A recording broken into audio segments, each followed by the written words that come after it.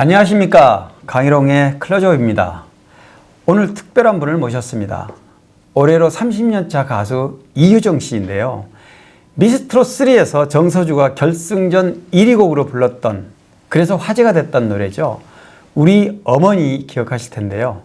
이 노래를 직접 작사하고 노래도 직접 부른 원곡 가수이기도 합니다. 현재는 간간히 가요무대 같은 프로그램에 방송에 출연하며 또 서울 마포구 본인의 그 건물에서 한방 찻집을 겸한 가요교실을 운영하고 있습니다. 이유정 씨 반갑습니다. 안녕하십니까? 네, 안녕하셨어요. 초대해 주셔서 감사합니다. 네네. 이유정 씨 하면 뭐 저도 예전에 기사도 많이 쓰고 이랬는데 네. 인간극장 출연한 이후에 효녀 가수로 네. 사실 아예 효녀 가수가 아예 늘 앞에 붙어 다니는 그런 가수였는데 한동안 또 활동도 좀 뜸하긴 했어요. 네. 뭐 그 사이에 무슨 일이 있었는지 좀 궁금하기도 하고 또 네. 이유정 씨가 또 여러 가지 또 아픔, 고통스러운 일도 좀 있다고 그래서 제가 네. 그 사연을 좀 듣고 싶어서 좀 오늘 초대했는데요. 네. 그 사연, 우선 네. 어머님은 이제 꽤 오래전에 돌아가셨죠? 12년 전에 네네. 돌아가셨어요. 12년 전에. 그 이전에 한 27년을 모셨어요. 27년 네, 모셨고. 아버지가 이제 두 아들을 잃고 중풍성 치매가 네네. 와서 제가 네네. 17살부터 20살까지 3년 모셨고, 아이고. 그러니까 부모님한테 30년을 제가 그러게요. 네, 바쳤다고나 할까요? 왜냐하면 제가 이제 듣기로 네. 사춘기 때, 그러니까 아주 네. 어렸을 때 아버지가 이제 치매 네. 17살 때인가요? 맞아요. 네. 네. 그래서 이제 그렇게 치매를 앓다가 아버님이 먼저 돌아가셨고. 네. 그런데 또 그 이전에 아픔이 있었다고 들었어요. 맞아요. 두 오빠가. 오빠 두 분이 천재처럼 이렇게 머리가 좋으셨어요. 네네네. 사업하다가 네. 돈을 어마어마하게 벌었는데 아하. 그 돈을 잃었어요. 그때 당시 네네. 저 8살에 300만 원. 엄청나게 와. 큰 돈이었나 봐요. 그래서 그때면, 쇼크로 그 두 머리가 오빠가. 좋으면서 한꺼번에, 그러니까 2살 차이인데 27, 작은 오빠가 27, 또 큰 오빠도 27에 똑같이 같은 나이에. 네, 조현병이 2년 왔어요. 터울로. 네, 그러니 그 부모님 마음이 어땠겠어요. 네네. 네, 그래서 아버님이 치매 오셨고. 네. 그런데 이제 두 오빠가 좀 불행하게 생을 네. 마감했으니 네. 아버지로서 당연히 맞아요. 그럴 수밖에 없겠죠. 네, 네. 그래서 아버지가 거기에 많은 스트레스 또 가슴앓이를 하다가 네. 당신이 이제 치매로 맞아요. 앓으시고 쓰러지시고. 아버님은 몇 년? 아버님은 그래도 어머님보다 3년 앓다가 제가 3년. 대소변 받아내서 그랬군요. 돌아가셨고요. 아버님 돌아가셨고 그리고 이제 그 이후에 10년 후에 어머니도 치매. 네, 자식들 앞세우고 치매가 오셨어요. 참 힘든 시기를 어려서부터 겪으셨네요. 맞아요. 정말로. 네. 그래서 어머님을 우리는 뭐 전 기자이고 뭐 이유정 씨를 벌써 20수년 전부터 제가 기사도 쓰고 그랬지만 네. 그때만 해도 그냥 어머님을 병석에 누운 어머님을 치매 엄마를 돌보고 간병하고 지방에 뭐 행사 갔다 와도 네. 반드시 어머님을 돌보고 이런 네. 걸로 이제 알려져서 그런 속사정까지 몰랐거든요. 네. 너무 많은 그 아픔들을 네. 그냥 제 가슴 속에 가둬두고 네. 어디 말을 못하고 힘들게 살았어요. 그러게요. 네. 그런데 항상 밝고 이렇게 환한 모습으로 또 무대에서 노래하시고 그러면 네. 대중이 그걸 알 수가 없지 네, 않습니까? 많은 사람들은 네. 이제 언니가 부자로 살고 네네. 형제들의 지원 아래 저렇게 행복하게 그런가 보다. 어머니가 치매는 앓지만 네. 형제들의 지원 아래 저렇게 모시나 보다. 효녀 소리 들으면서 그렇게 그러게요. 보아왔던 것 같아요.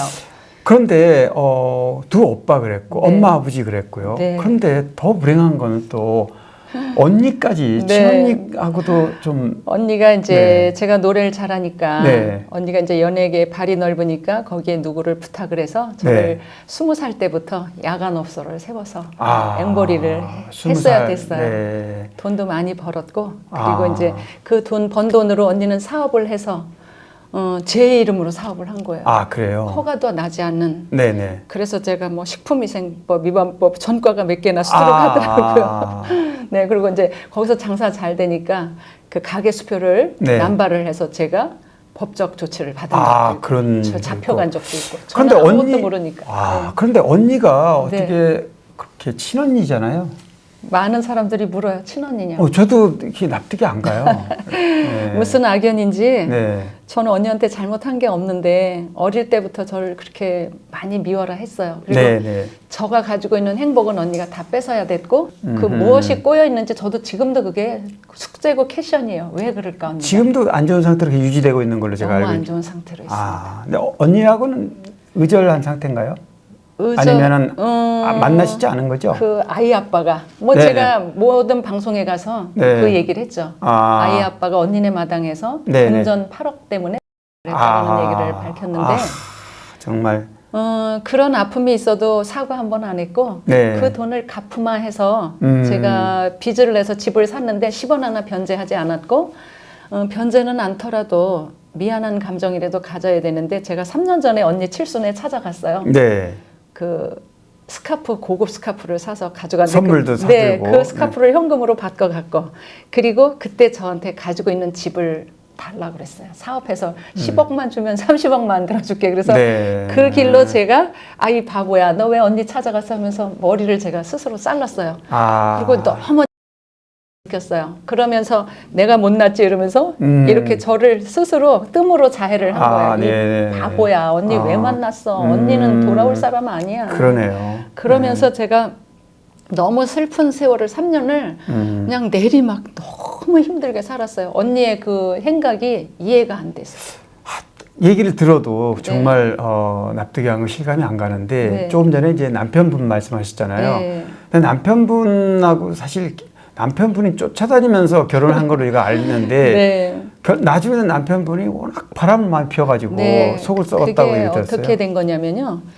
이제 그 사람은 국회의원 집 딸을 사랑했어요. 결혼하려고 과거에 했는데 만나기 전에. 네. 그런데 아버님하고 갈등이 있어서 미국에서 한국으로 한 푼도 없이 쫓겨나 있는 상태에서 저를 알게 됐는데 제가 이제 순진하고 어리버리한 처녀고 남자 사귄 경험도 없고 너무 순진한 처자인데 이제 저 여자하고 하면 저는 그때 돈을 잘 벌었어요. 아니 그분도 부잣집 부모님이 아들인데 부잣집 아들이고 뭐 회장님 일본 아들이죠. 제일교포라 그러셨나요? 네, 구두하는 회장집 네, 아들인데 네. 아버지가 이제 철없이 그 국회의원 집 딸하고 결혼하려고 하니까 그냥 내보냈어요. 네, 한국으로 네. 나가라. 한 푼도 네. 없이. 그런 상황에서 제가 이제 금전적인 지원도 했고 그런데 이제 여차저차해서 돌파구로 도피처로 그 남자하고 결혼을 하게 됐죠. 왜? 언니하고 사이가 안 좋았을 안 때죠. 좋았죠. 그때는. 언니가 앵벌이를 시켰고 언니가 부도나면서 저는 무조건 돈 버는 기계였어요. 언니한테. 그냥 이용의 대상이고 그리고 말도 안 되는 사람. 네네. 언니하고의 그 연인 관계로 깊어진 사람인데 그 사람한테 결혼을 하라 그래서 사실은 방송에서 말 못한 게 너무 많은데 그렇군요. 네. 그냥 사람으로서 할 수 없는 거를 저한테 요구했기 때문에 정말 외모도 마음에 안 들고 성격도 마음에 안 들고 하는 그 남자한테 저는 숨어야 됐었어요. 그런데 기댈 곳이 없으니까 그렇죠. 결국 그 남자는 계속 좋다고 쫓아다녔고. 그랬어요. 네. 그랬는데 이제 제가 결혼을 해보니 언니가 벌려놓은 그 부도수표 네. 그것 때문에 신혼여행도 출국 정지가 돼서 제가 못 가야 됐어요. 그러니까 네. 그리고 언니가 이제 돈을 다 가지고 있었는데 결혼식도 오지도 않았고 저는 고아처럼 결혼을 한 거예요. 남루한 어머니 그때 어머니가 치매가 왔었고 치매 아버님 안 계시고. 네, 그래서 고아처럼 너무 초라하게 불쌍하게 결혼했더니 이 남자는 부잣집 회장 아들이고 일본 유학, 미국 유학을 갔다 네네. 오고 자기 재벌집 친구들이 많은데 저는 너무 초라했겠네요. 기우는 신부니까 네. 그때부터 나 이거 결혼 속았구나. 아. 그러면서 저를 신혼여행 가면서 홀대를 하기 시작했고 결혼을 사기 결혼을 당했다 하면서 이제 바람을 피우기 시작했어요. 근데 저는 도망 나와서 결혼을 했기 때문에 누구한테도 형제한테 얘기를 못 해야 됐어요. 네. 그러면서 이제 27년을 그래 너는 바람 피워 애 아빠한테 난 대신 엄마를 모실게 그러면서 바꿨어요. 아하. 엄마하고 그 남자하고 그러면서 네. 어머님이 너는 결혼 한 번 하면 일부 종사해야 돼서 이 집 귀신이 돼야 된다. 그리고 그 치매 걸린 어머니한테 아이 아빠가 바람 피우는 걸 얘기를 했어요. 네. 근데 엄마가 치매 걸렸으면서도 남자들은 다 그래. 그래. 참고 사는 거야. 우리 앞 세대는 또 그런 부분에 관대했고. 그죠? 니네 아버지가 말도 안 되는 그렇게 얘기지만 마음 좋고 호인이지만 니네 아버지도 바람 피운 적이 있다. 네네네. 그렇게 얘기를 하면서 저한테 가스라이팅을 계속 시키면서 참고 사는 거야. 그래요, 그거를 그래요. 일러주셔서 네. 참으면서 그럼 애들은 어떻게 낳았는데 아이들 둘을 시험가 내기 위해서 낳았어요. 아, 이 그래요? 사람하고 일부 종사를 하려고. 아. 네, 그래서 목숨을 거는 그런 뭐 새쌍둥이도 임신했고 이뤄야 됐고 그런 네. 아픔들이 많고 저는 부단히 노력을 했어요. 결혼 네, 생활을 네. 이어 나가려고. 그러니까 네. 그 무슨 쇼윈도 부부였죠. 음. 그리고 저는 그 사람한테 고마운 게 치매 걸린 친정어머니를 나와 함께 살 수 있게 허락해 주신 시아버님 때문에 사실은 결혼을 깰 수가 없었어요. 참 시아버님이 좋은 분이었어요. 네. 그리고 이제 아이를 얻어서 또 거기서 오는 그렇죠. 행복도 있고, 네. 그러니까 저가 항상 제 탓이다라고 생각했어요. 내가 어머니만 모시지 않았으면, 네. 내가 언니가 부도 나서 그런 환경이 아니었다면, 네. 제 스스로 저를 묶었던 것 같아요. 네 탓이야, 이거는 모든 것은. 그러는 와중에 이제 그 남편분이 남편이 또, 네. 어느 날, 그러니까 어머니가 참 미운 어머니였겠죠, 그 사람한테. 네. 네. 저 어머니만 없으면 쓰러져 계신 누워 계신 그러니까 치매 걸렸는데 이 말 해도 될지 모르겠어요. 다른 데선 얘기를 안 했는데 네. 어머니가 남편한테 많이 맞았더라고요. 아. 그 얘기를 했는데 나는 어머니를 그건 천륜에 어긋나는 네, 일이네요. 네. 어머니가 자주 그 말을 하셨어요. 이리 와봐라, 나한테. 저놈이 오늘 기사대기를 때렸어. 발길로 찼어. 그래도 치매 걸렸다고 엄마를 인정을 안 하고 엄마 치매 걸렸으니까 그게 어머니한테 전 너무 죄송한 거예요. 그리고 CCTV 달아놓을 걸. 어떻게 그걸 알았냐면 어머니가 식물인간 된 게 그 사람이 때밀어서 뇌를 다쳐서. 아, 그런 일이 있어요. 네. 네. 그리고 다큐멘터리가 하나 잡혔는데 그 PD가 얘기를 했어요. 카메라가 있음에도 저 사람이 엄마한테 함부로 대합니다. CCTV 설치하세요. 그런데 차마 못했는데 그래서 이제 아이 아빠가 엄마를 그렇게 가해를 해서 제가 처음으로 언니한테 전화를 했어요. 언니, 나 저 사람 형사 고소해야 되겠어. 아, 그렇죠. 형사 고소감이죠. 그 존속 뭐 살인, 이런. 존속 뭐 폭행 뭐 이런 거잖아요. 네. 그랬더니 언니가 탁 머리를 순간 굴리면서 너 돈은 있냐? 그래서 내 통장에 몇 억은 있어. 나 이혼해야 되겠어. 도저히 못 참아. 그랬더니 언니가 하지마. 그 사람이 그래도 오랫동안 모셨잖아. 갑자기 남편 편을 들면서 어차피 그렇게 된 거 노인인데 엄마가 그 사람이 죽였다 해도 그렇게 하면 안 돼. 그러더니 갑자기 아이 아빠한테 접근을 해서 아이 통장, 제 통장 다 있는 돈을 가지고 나오라고 지령이 떨어진 거예요. 그리고 두 사람이 문방구엄을 만들어서 제 집에 빚이 있는 양 아이 아빠 자필로 해서 제가 오롯이 다 만들어 놓은 제 돈으로 사놓은 아파트에다 경매를 걸고 제가 노래 부르러 다녔을 때 그 남편이 부부간이니까 우편에서 온 등기를 받아가지고 자기는 집을 나간 거예요. 네. 언니가 나오라고 됐다고 유서에 쓰여져 있어요. 그러니까 아내하고 갈등이 있을 때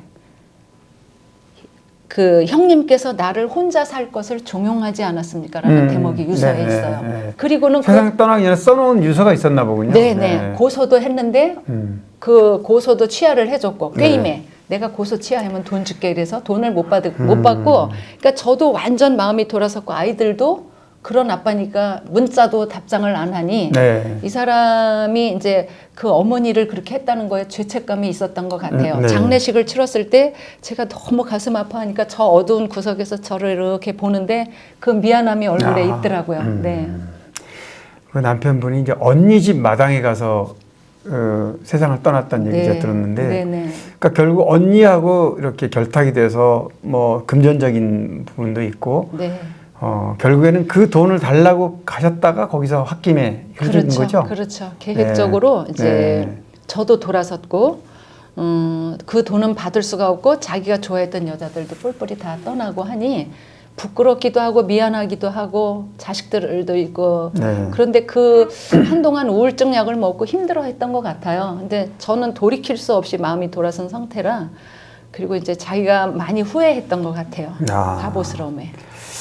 뭐 사실 부모님, 그다음에 두 오빠, 그리고 친언니, 남편까지 어찌 이렇게 한 사람에게 천연 같은 그런 안 좋은 일들이 계속해서 연달아서 왔는데 그런데 더 놀라운 사실이 또 저 깜짝 놀랐어요. 얘기를 들어보니까 그거는 과거의 일이잖아요. 지금까지 네. 하신 말씀은. 근데 네. 지금 괴롭히는 남성 때문에 뭐 스토커성으로 괴롭히고 뭐 금전적으로 피해를 주고 이런 분이 있다고 그러는데 도대체 이건 무슨 맞아요. 얘기입니까? 네. 이제 제가 그 아이 아빠가 경매를 걸어서 또 통장엔 돈이 한 푼도 없고 네. 어머니는 쓰러져서 간병인이 두 사람이 케어를 했어야 됐어요. 네. 네.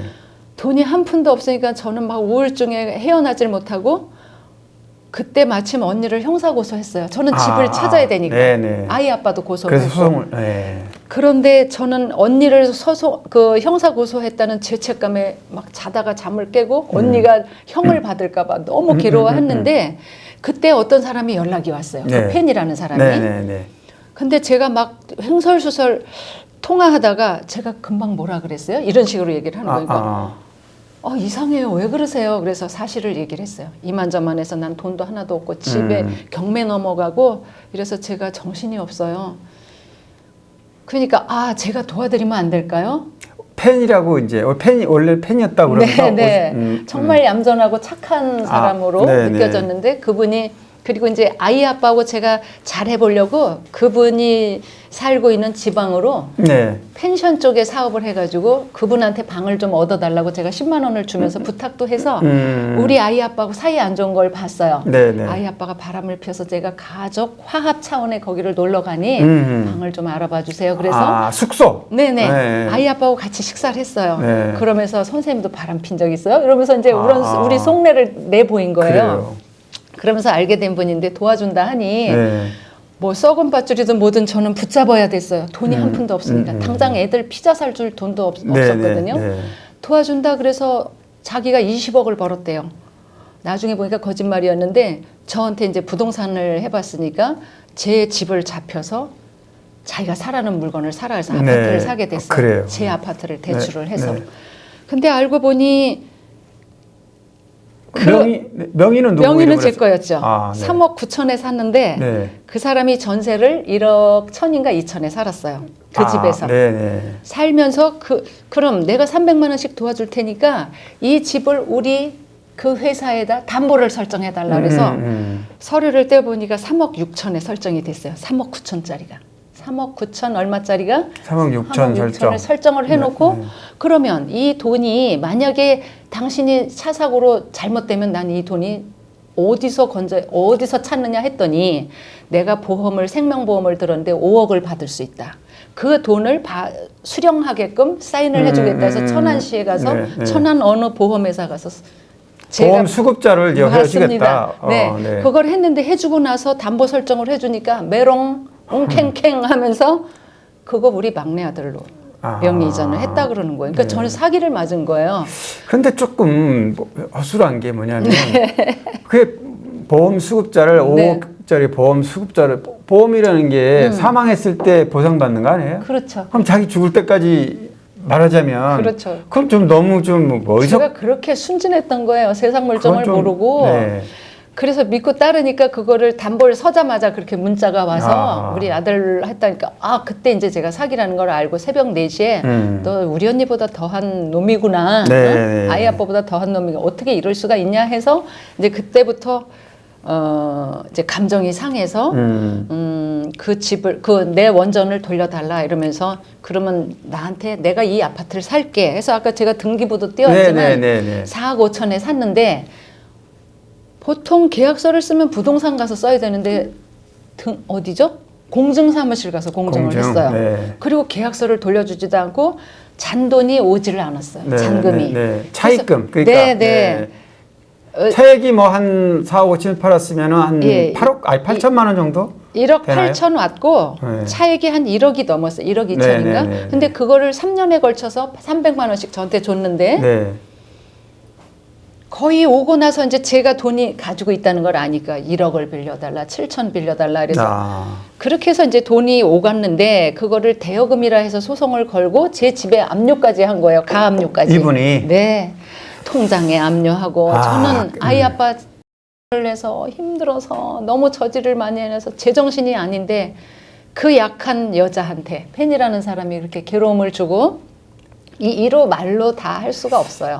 시쳇말로 날로 예. 독식하려다 그렇죠. 저한테 들켰고 그러니까요. 그러면서 이제 감정이 악화됐는데 제가 그 형사 고소를 5-6번인가 했던 것 같아요. 그래서 벌금도 500만 원씩 이렇게 해서 여러 번 굉장히 큰 벌금이라 하더라고요.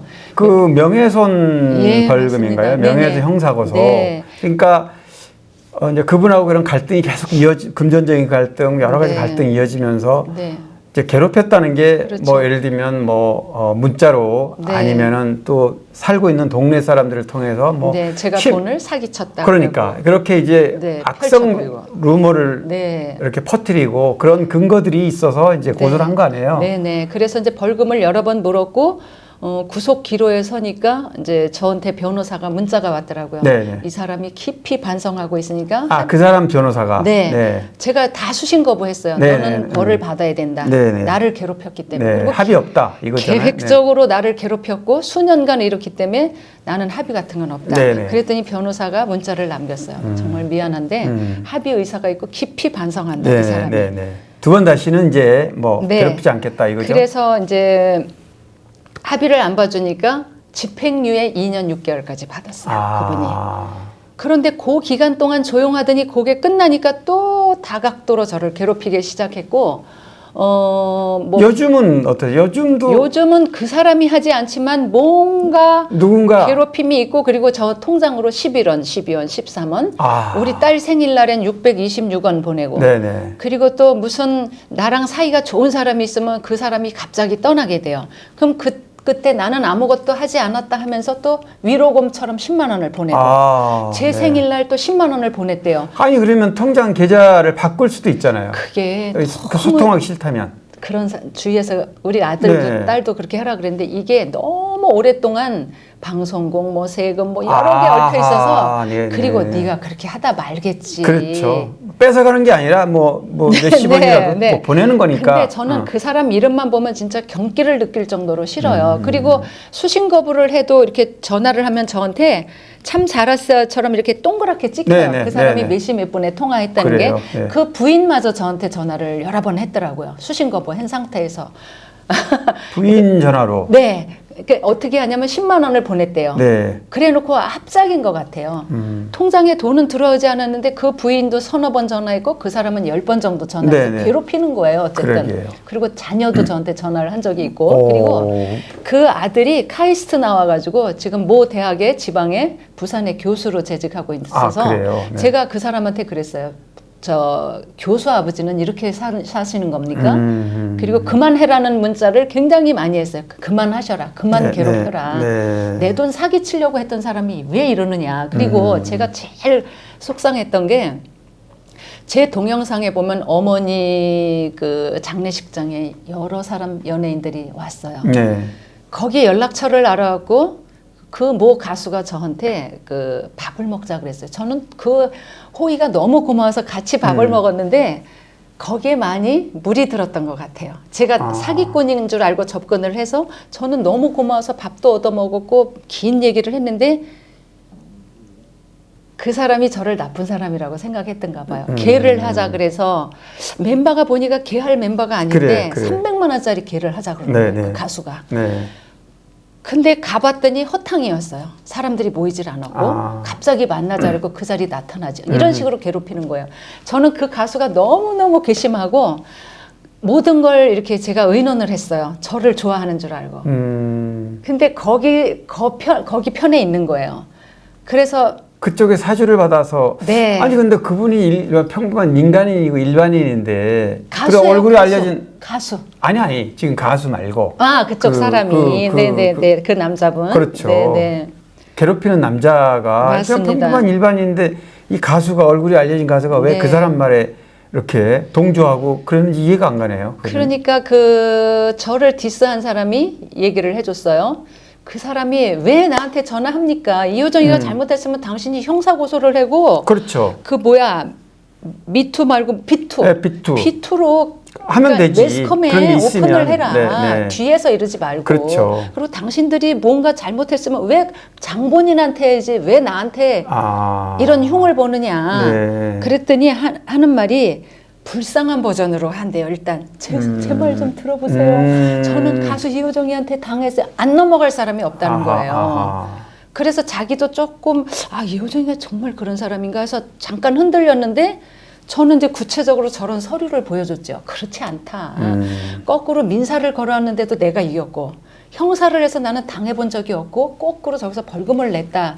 그래도 긴가민가 하는데 저한테 이렇게 얘기를 하더라고요. 명예회복을 해야 됩니다. 절대로. 저 사람한테 한 얘기가 내가 귀가 더러워서 귀를 씻었다. 그리고 이 돈으로 명예훼손으로 제가 돈을 받아야 된다면 100억도 아깝고 그 더러운 말들이 너무 더러워서 어떻게 그걸 주워 담을래. 법적으로 저 사람은 처리를 해야 명예회복이 될 거라고 누누이 얘기했어요. 그 사람이. 그 정말 아주 충격적인 얘기를 제가 들었는데 네. 예를 들면 뭐 동네 사람들한테 네. 몸 팔아서 먹고 사는 여자다 이렇게 이제 소문을 냈다 그러는데 이제 민사다운 민사 이거는 대여금이 근본적으로 아닌 네. 집값을 줘놓고 저한테 소송을 걸었잖아요. 그러니까요. 그래서 제가 이겼는데 어느 날 그 제 통장을 열람하겠다고 그러니까 판사가 열어봐라 해서 보여줬어요. 압류를 하게 되면 네. 압류를 실면은 네. 그것도 변호사를 통해서 볼 수가 있잖아요. 제 네. 거래 상황을 오픈을 해가지고 제 고향 사람한테 이효정 통장에 2억 4천이 있다는 근거를 보여주면서 이 돈이 말로 꺼내기도 이거 부끄러운데 이 돈이 얘기해야 돼요. 네, 그래요. 이 돈이 남자 한 사람당 몸을 팔았는데 1,000만 원씩 받아가지고 2억 4천이 있다. 아유 정말 참. 저거 녹음도 해놓은 게 있어요. 아니 그러니까 그래서 이제 명예훼손 소송을 통해서 또 네. 실형도 받았잖아요. 2년 6개월 집행유예이긴 하지만 뭐 사실 구속감이에요. 그 정도면. 그런데 뭐 그동안에 벌금을 쭉 하고 그래도 반성하지 않고 계속 반복을 하다 보니까 결국 집행유예까지 갔는데 앞으로 또 괴롭힌다 그러면 계속 이거를 지속한다 그러면 요즘 대명천지에 요즘 같은 세상에 그거를 끙끙 앓고 내가 당하고만 있을 수는 없잖아요. 제가 뭐 잘못이 없는데 제가 112도 너무 신고를 많이 해갖고 저희 사는 동네에선 진상 신고인이에요. 그리고 제가 스토킹으로 고소를 했는데도 그 사람이 제가 고소를 하면 일단 피고소인이 와서 조사를 해야 되는데 조사조차 하지 않고 종결이 된 사건이 하나 있어요. 고소인 진술을 했어요? 했죠. 고소인 진술하면 피고소인을 불러서 날짜를 잡아서 이렇게 고소가 들어오고 이런 혐의가 있으니 이 부분에 대해서 진술해라 이렇게 하게 돼 있어요. 절차가. 형사가 하는 말이 지방에 사는 이유로 부르지 않겠습니다. 그거는 그리고 혐의 없음이 났길래 제가 그 녹음도 가지고 있어요. 왜 오지도 않고 혐의 없음이 났습니까? 하는 말이 그렇게 물었더니 하는 말이 어떤 남자 형사가 전화를 받아서 제가 가수 누군데 어떻게 됐습니까? 했더니 제가 처벌을 원치 않는다고 했기 때문에 혐의 없음이 났다고 그래요. 그래서 제가 그렇게 얘기한 적이 있어요? 녹음에 돼 있습니다. 그래서 제가 깜짝 놀랐어요. 아니 처벌하지 않겠다. 한 적 없어요. 없습니다. 그래서 그것도 정말 캐션이고 그거 참 불가사의한 일이네요. 그 사람이 메일이 왔어요. 저한테. 나를 스토킹으로 고소를 했네. 너 가만히 안 놔둬. 이런 형태의 메일이 왔는데 최근에 제가 물었어요. 마포경찰서에 그날 당신 왜 안 왔습니까? 나는 연락 받은 적이 없다 이래요. 그러니까 이제 피고소인을 소환하지 않았다는 걸 알게 됐다는 건데 그런데 물론 이제 이건 뭐 법적인 문제는 뭐 경찰서나 나중에 뭐 혹시 기소가 된다면 검찰에 가서 할 얘기지만 제가 보기에 만약에 그게 사실이라면 말씀하신 게 근거를 명확하게 제시를 해야 돼요. 명예훼손도 그냥 그 사람이 나한테 구두상으로 내가 들은 거를 진술해서는 나 안 했다 그러면 끝이고요. 그런 게 그런 악성 루머를 누군가에게 했을 때 제3자가 그 근거를 문자로 보여주든 녹음을 했든 그거를 확보해서 우리 이효정 씨가 경찰에 그거를 증거를 제출해야만 그게 성립이 되는데 많이 가지고 있고요. 증인 서겠다는 사람이 있고 그리고 이제 저를 아끼는 팬이 지방에서 빵도 보내주고 김치도 보내주고 하는 사람들은 어떻게 연락처를 알아가지고 네네. 이효정이 매니저다 자기가. 아. 이효정이 집에 가보니까 그 음식이 썩어서 버리니까 음식 보내주지 마세요 이렇게 또 거짓말을 해서 음식이 오질 않았어요. 보내주질 않는 거예요. 네네. 저는 매니저 없이 활동하는 사람으로 네, 유명해요. 그렇죠. 독립군이죠. 네. 아니, 네. 그런데 네. 그러니까 그게 이제 괴롭힌 거 아니에요, 사실. 네, 그렇죠. 11년 동안 괴롭힘을 당했기 때문에. 아, 11년. 네. 참, 정말 상상이 안 가네요. 아무튼 그 부분은요, 네. 좀, 법적으로 강력하게 좀 단죄를 네. 하시길 좀 지금 바라고요. 준비를 하고 네, 있습니다. 알겠습니다. 네. 그 부분은 뭐, 그렇게 네. 했으면 좋겠어요. 저도 얘기 들어보니까. 예. 지금 이제 마포, 네. 마포, 저도 이제 한번 가봤어요. 지난번에 취재 때문에. 네. 마포 거기 경인선인가요, 거기가? 경의선 숲. 경의선 숲길. 네. 이게 거기가 이제 원래는 철길이었는데 거기가 전부 네. 공원으로 만들어졌고 맞아요. 그 숲길 가장자리에 네. 이제 집이 있더라고요. 2층이고 반지하, 네, 네. 지하인가요? 네, 1, 2, 3계층, 1, 2, 3층 이제 네. 3계층인데 네.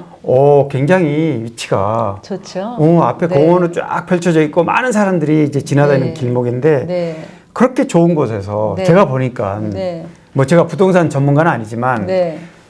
그런 건물에서 뭐 카페를 해도 되고 뭘 네. 해도 되고 또 가수이니까 네. 지금도 뭐 노래교실을 뭐 약식으로 하고 하고 계시는 것 같은데 네. 크게 하지는 않고 네. 네. 그런 곳에서 내 건물에서 뭐 거주하면서 예. 이렇게 하면 참 좋을 것 같은데 네. 네. 그게 바로 이런 그 괴롭힘 때문에 거기를 살지 못하 제가 도저히 살 수가 없다 이렇게 하려고 내놨어요. 그래서, 왜냐하면 그 사람이 직접 와서 사진을 저한테 메일로 보낸 것도 있어요. 찍어서 네, 궁금하면 와서 본다는 거예요. 네. 그리고 누군가 지켜보고 있다는 건 누군가를 정말, 시켜서 집으로 막 들어와서 네. 네. 여기 아무개 삽니까 이렇게 들어온 사람들 아, 여러 명 있었고 네네. 그냥 아파트로 이사를 가고 싶어서 이거를 팔으려고 내놨는데 그것마저도 그 사람이 부동산을 했던 사람이라 여러 방면으로 저를 막고 있는 느낌을 받아요. 네, 그래서 제가 이 방송 찍으면 그 얘기도 하고 싶었어요. 강 기자님 프로그램이니까 기자님한테 연락 좀 주세요. 뭐 댓글로 주시면 제가 저 정말 빨리 전달해 하고 드릴게요. 싶어요. 네. 근데 뭐 지금 2, 3층은 거주지로 돼 있어서 네. 그죠? 그거는 지금 뭐 반지층은 이제 네. 근린 상가로 돼 있고 그러게. 저기 1층, 2층을 수리를 조금 해가지고 저 생각은 와인바를 하면 여기 대박이 나겠다 이런 생각이 그러니까요. 들어요. 그래서 조금만 손 봐서. 네, 근린 상가가 뭐냐면 네. 용도가 주택과 상가가 이제 네, 겸용이잖아요. 네, 근데 네. 지금은 뭐 이미 한 층은 네. 근린 상가로 용도를 변경했고 예. 나머지는 이제 이거를 용도 변경하면 돼요. 그럼요. 예, 구청에 네. 가서 이거 서류 넣어서 하면 네. 바로 납니다. 허가가. 위치가 그렇게 좋고 참, 상권이 바뀌고 있어요. 좋아 보이는 네. 위치인 것 같더라고요. 저도 그 사람으로 보니까. 인해서 저는 그곳을 팔고 떠나고 싶은 생각이 드는 그런데 거예요. 이미 네. 거기에 정남이가 떨어졌을 텐데 네. 거기에 뭐 10여 년 동안 괴롭힘을 당하고 네. 또 지금도 일거수일투족을 보는 것 지켜보는 것 같은 그리고 그런 동네에서 그 한 군데 그 스카이뷰로 해가지고 전화를 자기가 했다고 그랬어요. 예전에 4, 5년 전에 하나하나에서 전화번호를 알아내가지고 악성 루머를 퍼뜨리는 거예요. 네. 네. 그러니까 그 악성 루머는 근거를 더 세밀하게 확보를 하시길 바라고. 네네. 아무튼 그래서 네. 이런 안타까운 여러 가지 일을 이제 네. 오늘 유정 씨를 모시고 네. 얘기를 했고 막 가정사업도 시작해서 네. 현재 힘든 상황. 이제 마지막으로 제가 아까도 좀 말씀하셨는데 딱 짧게 네. 이제 남편이 세상을 떠나고 이제 네. 따님하고 이제 그동안 살아왔잖아요. 네, 네. 뭐 부모님도 이렇게 돌아가셨고 네. 또 뭐 오빠들 또 네. 언니까지 단절하고 이런 상황이다 보니 굉장히 네. 힘들게 살았다고 저는 생각을 해요. 대중이 볼 때는 네. 뭐 인기 가수로 또 무대에서 노래를 하면 네. 밝은 모습만 봤지만 네. 근데 이제 따님이 결혼했다고 또 들었어요. 결혼했고 이제 네. 기타리스트로 음악인이네요. 네, 이제 트로트도 했었죠. 엄마와 딸이란 노래도 불렀고 그래요? 네. 트로트로 데려올라 그랬더니 자긴 기타 락을 하겠다 그래서 해외로 다니면서 이번에도 또 대만으로 공연이 있어서 11월에 네. 떠날 거예요. 그래요? 네. 그리고 이제 45만 인스타그램 젊은 애들은 인스타그램으로 그렇죠. 활동을 하더라고요. 그렇죠. 45만 5천 팔로워인데 맞습니다. 네, 활동을 어마어마하네요. 열심히 할 거예요. 45만이면 네. 뭐 요즘 맞습니다. 뭐 SNS가 지금은 거의 대세이고 네. 개인 방송이나 마찬가지예요, 사실. 맞아요. 거기서 하고 네. 싶은 걸 다 하기 때문에 네. 그러면 따님도 이제 결혼해서 가정을 꾸렸고 이제 네. 혼자시잖아요. 네. 그런데 그런 괴롭힘만 당하지 않는다면 네. 또 뭐 경제적으로도 그게 본인 건물이니까 네. 뭐 은행 대출금이야 뭐 누구나 조금씩은 있겠지만 네. 그러다 처분하고 네. 혼자 좀 조용히 좀 아무도 괴롭히지 않는 곳에 네. 가서 이렇게 사시면 맞아요. 좋을 것 같은데 가수 한 지가 30년 됐어요. 올해 딱. 벌써 그랬어요. 94년에 새벽달로. 네. 그때 네. 제가 갓 신인 때 내가 네, 찾아뵈었는데 그랬죠. 네. 30년 흘렀는데 그렇게 오랜 네. 시간이 지났네요. 네. 네.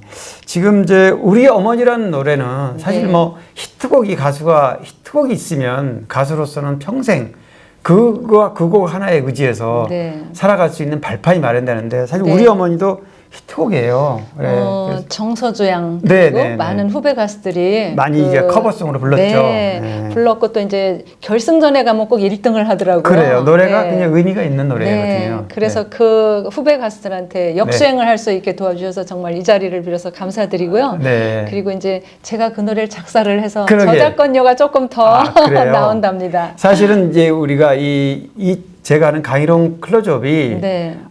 음악 유튜브가 아니다 보니까 네. 사실 노래를 들어주면 가장 좋은데 우리 네. 어머니를 네. 이 저작과 관련이 있어요. 그래서 네. 노래를 여기서는 소개할 수는 그렇군요. 없고 네. 뭐 혹시라도 궁금하신 분들 있으면 네. 우리 어머니를 또 검색해서 노래 들어보시면 굉장히 노래 좋습니다. 그리고 뭐 누구나 부모님이 있고 또 다 효녀, 효자 뭐 이런 그 연결이 다 돼 있을 텐데 이 노래가 그런 의미가 담긴 노래이니까 한번 들어보시면 좋을 것 같고요.